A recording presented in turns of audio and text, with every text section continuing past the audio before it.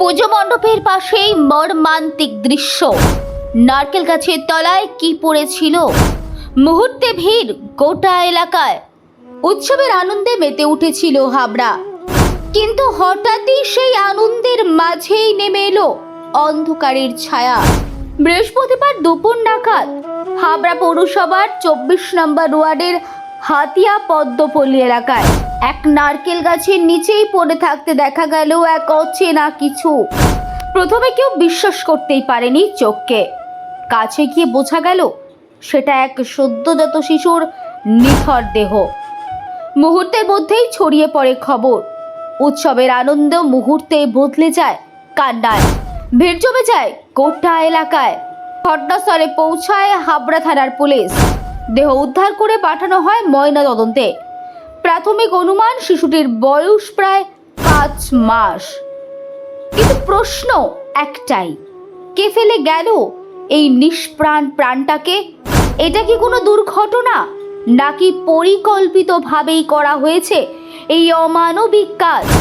স্থানীয়দের ক্ষোভ, এত বড় পুজোর আনন্দের মাঝে এমন দৃশ্য সহ্য করা যায় না। পুলিশ ইতিমধ্যেই তদন্ত শুরু করেছে। সিসিটিভি ফুটেজ খতিয়ে দেখা হচ্ছে।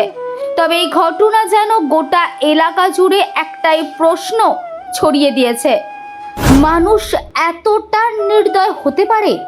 কালীপুজোর আলো নিভে গিয়েছে, রয়েছে শুধু একটি মাত্র প্রশ্নের অন্ধকার। এই শিশুটি কোথা থেকে এলো আর কেনই বা এমন পরিণতি পেল?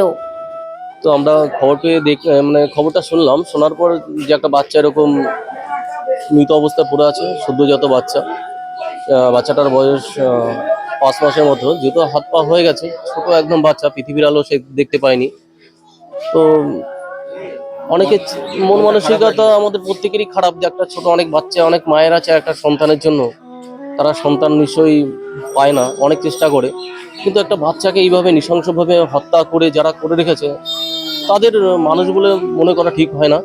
তাও কদিন আগে আমরা পুজোটা কাটিয়েছি খুব আনন্দ সহিত। এখানে দুর্গাপুজো হয় আমাদের দুর্গা মন্দির, পুজোর তার পাশেই এরকম একটা মর্মান্তিক দৃশ্য, বা আমাদের হঠাৎ খুব তাড়াতাড়ি এরকম দেখতে হবে, না এরকম আগে কখনো হয়নি। এত তাড়াতাড়ি এরকম একটা দৃশ্য দেখতে হবে সেটা আমরা কল্পনা করতে পারিনি। আর যারা করেছে তারা খুব অন্যায় করেছে। থানায় খবর দিলেন পুলিশ এলো? হ্যাঁ, থানায় খবর দিয়েছি, পুলিশ এসে তারা তাদের মতো তদন্ত শুরু করেছে। ঠিক আছে, কারা ফেলতে পারে কিছু। আপনাদের এই এলাকায় কোনো সিসি ক্যামেরা আছে? না, এরকম দেখুন সিসি ক্যামেরা তো কিছু বাড়িতে আছে, সেটা অনেক কিছুটা দূরে, সব জায়গায় তো আর নেই। কি মনে হচ্ছে রাতেই ফেলে গেছিল এটা? হ্যাঁ, দিনের কোনো কাজ না। আমরা দিনে তো সবাই চলাচল করে, দিনে ফেলার কোনো কেস না, এটা রাতের দিকে হয়েছে এরকম কিছু। কি বলবেন, পুলিশের সঠিক তদন্ত করুন? হ্যাঁ, এটা চাইবো যে এই ছোট বাচ্চাটার দিক তাকিয়ে এর তদন্ত আমরা সকলেই চাই, আমরা গ্রামবাসী মিলে চাই যে বাচ্চাটা যাতে হয়তো বা নেই, পৃথিবীর আলো দেখতে পারেনি, কিন্তু তার তদন্তটা আমরা চাই, যাতে শাস্তি পায় বসে। এটাও একটা খুন? হ্যাঁ, এটাও একটা খুন। এই ধরনের এগুলো তো রক্ষা করা যাবে না। আজকে যদি তদন্ত না হয়, তাহলে এরকম সমাজের বুকে আরো নৃশংসভাবে আরো অনেক বাচ্চা আমাদের মায়ের কোল, বা যারা অবৈধভাবে এরকম জিনিসগুলো করবে, সেটা বাড়বে দিনের পর দিন। এটা এর শাস্তি পাওয়া উচিত। আমার নাম বিশ্বজিৎ মণ্ডল। তো আমিও বলবো যে আমি একজন মা হয়ে এই কর্মটা যে করেছে সেটা তো খুব অন্যায় কাজ। আমার নিজেরও খুব খারাপ লাগছে। আর আমাদের এলাকায় এটা হবে না, হয়তো দূরের থেকে কেউ এসে এটা করে দিয়ে গেছে। আর আমরা চাই পুলিশ তদন্ত করুক, দোষীকে সে সাব্যস্ত করুক, এবং আমরা পুলিশের উপর পুরো ভরসা রাখি। বাচ্চাটি আপনি নিজেও দেখতে গেছিলেন? কি বাচ্চা দেখতে পেলেন? ওটা ছেলে বাচ্চা। আপনি কথা বলতে বলতে চোখে একদম জল আসছে। আপনি একজন মা হিসেবে কি চাইবেন, শাস্তি চাইছেন? আমি চাইবো যে এই অন্যায়টি করেছে, ভগবান মাকে সর্বপ্রথম দরজাটি দিয়েছে, কারণ মা হচ্ছে আমরা এমন কষ্ট করে একটা বাচ্চা জন্ম দিই, সেখানে আমি একজন মা হয়ে আমার একটা নিজের সন্তান আছে, এটা আমি মেনে নিতেই পারছি না যে কি করে পারে একটা মা হয়ে এত সদ্যজাত একটা বাচ্চাকে, এখনো যে জন্মায়নি, পৃথিবীর আলো দেখেনি, তাকে এভাবে ত্যাগ করে ফেলে দিল। তো সেটাই আমার একটু কষ্ট লাগছে। আর কতদিন হতে পারে বাচ্চাটি? মিনিমাম 4 মাস তো হবে। সবার মুখে শুনলাম যে একটা বাচ্চা পড়ে আছে, তাই এসে দেখলাম যে কালী পুজো শেষ এরকম পড়ে আছে। মনটা খারাপ হলো, আর কিছুই না। আর কি অবস্থা দেখলেন? ওই তো পড়েছিল, পুলিশ আসলো, নিয়ে গেল। চারিদিকে লোকজন, পুকুরের পাশে নোংরার মধ্যে পড়েছিল। সত্যি খারাপ মানে লাগলো আর কি কি। মনে হচ্ছে আনুমানিক কত বয়স হবে?